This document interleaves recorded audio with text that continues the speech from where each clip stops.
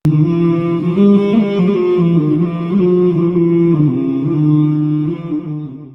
اللہ الرحمن الرحیم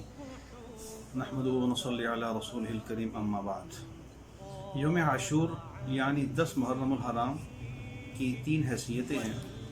ایک تاریخی حیثیت، ایک شرعی حیثیت اور ایک واقعہ کربلا کی حیثیت سے۔ بڑے افسوس سے کہنا پڑتا ہے کہ بہت سارے مسلمان 2 چیزوں کو تو بھول چکے، تاریخی حیثیت اور شرعی حیثیت، ان دونوں چیزوں کو تو بھول چکے۔ اگر یاد ہے تو واقعہ کربلا یاد ہے، اور اس واقعہ کربلا کے پس منظر میں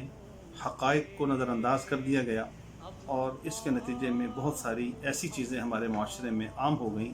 کہ جن کا قرآن و سنت سے اور شریعت مطہرہ سے دور دور کا بھی واسطہ نہیں۔ جہاں تک اس کی تاریخی حیثیت ہے، اس حوالے سے تاریخ میں یہ بات واضح طور پہ موجود ہے کہ دنیا کے بڑے بڑے جتنے بھی واقعات رونما ہوئے وہ 10 محرم الحرام کو رونما ہوئے۔ مثال کے طور پہ حضرت آدم علیہ السلام کی توبہ قبول ہوئی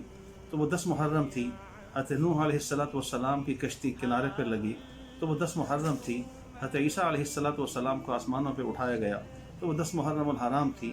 حضرت ابراہیم علیہ السلام کو جب وہ آگ میں ڈالا گیا اور اس سے نجات ملی تو وہ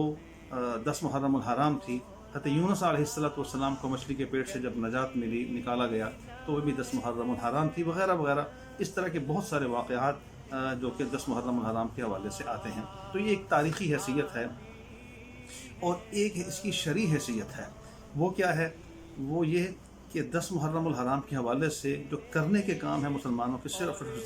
2 ہیں۔ ایک 10 محرم الحرام کا روزہ، اور اس ایک روزے کے ساتھ ایک اور روزہ ملانا بھی مستحب عمل ہے تاکہ یہودیوں سے مشابہت سے بچا جا سکے۔ ایک کام تو یہ روزہ رکھنا مستحب عمل ہے، رکھ لیں ثواب ہے، نہ رکھیں تو ثواب یعنی کہ کسی طرح کا گناہ نہیں ہے۔ اور اس کے ساتھ ساتھ جو دوسرا عمل ہے شرعی حیثیت کے حوالے سے، وہ یہ حدیث کے اندر موجود ہے باقاعدہ واضح طور پہ، کئی حضرات نے اس طرف توجہ بھی دلائی، وہ یہ کہ جو مسلمان اس دن یعنی 10 محرم الحرام کو اپنے گھر والوں پہ کھانے پینے میں وسعت کرے گا تو اللہ پاک اس کی برکت سے آئندہ پورا سال اس کے گھر میں اور اس کے رزق میں برکتیں عطا فرمائیں گے۔ تو یہ تو اس کی شرعی حیثیت ہے، یعنی کہ کرنے کے کام جو ہیں مسلمان کے وہ تو یہی ہیں۔ باقی جو تیسری حیثیت واقع کربلا کے حوالے سے، اس میں صرف اس بات کو مد نظر رکھنا چاہیے کہ حضرت حسین رضی اللہ تعالیٰ عنہ کا جو یوم شہادت وہ 10 محرم الحرام ہے واقع کربلا کے پس منظر میں،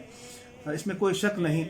کہ نواسہ رسول جناب سیدنا حسین ابن علی رضی اللہ تعالیٰ عنہ کی شہادت ایک بہت ہی مظلومانہ شہادت ہے، بڑی المناک داستان ہے۔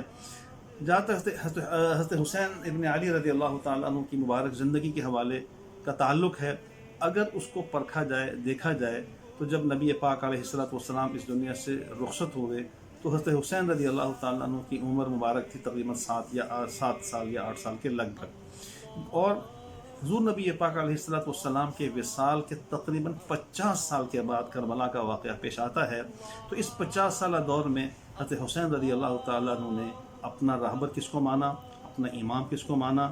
مصلی کا امام، نمازوں کا امام کس کو مانا، اور اپنی زندگی کا امام کس کو مانا۔ اگر اس بات کو تسلیم کر لیا جائے تو جھگڑا ہی ختم ہو جاتا ہے، اختلاف ہی ختم ہو جاتا ہے۔ تو میرا حسین وہ ہے کہ جس حسین نے حضرت ابوبکر کو مانا، حضرت عمر کو مانا، حضرت عثمان کو مانا، حضرت علی کو مانا، حضرت امیر معاویہ کو مانا اور حضرت حسن کو مانا۔ جو میرا حسین ان شخصیات کو مانتا ہے، ان کو تسلیم کرتا ہے اور ان میں سے کسی کے ساتھ اختلاف نہیں کرتا، میرا حسین وہی ہے۔ اس نسبت سے میں حسینی ہوں، اور جو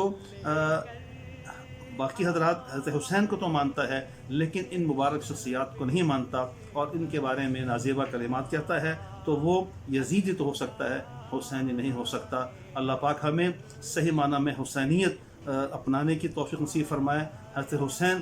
نے جس دین کو اپنایا اور جس دین کے لیے، جس نانا کے دین کے لیے، جس نانا کی عزت و ناموس کے لیے، جس نانا کے دین کے غلبے کے لیے واقع کربلا کے نتیجے میں اپنی جانوں کا نذرانہ پیش کیا، ہمیں بھی وہی جذبہ اللہ پاک ہمیں نصیب فرمائے۔ اور حضور نبی پاک علیہ الصلوۃ والسلام کی عزت و ناموس کے تحفظ کے لیے حضور نبی پاک علیہ الصلوۃ والسلام کے صحابہ اور آپ کی اہل بیت رضی اللہ عنہم اجمعین کے عزت و ناموس اور کے تحفظ کے لیے اللہ پاک ہمیں بھی اپنا سب کچھ قربان کرنے کی توفیق نصیب فرمائے۔ وما علینا الا البلاغ المبین۔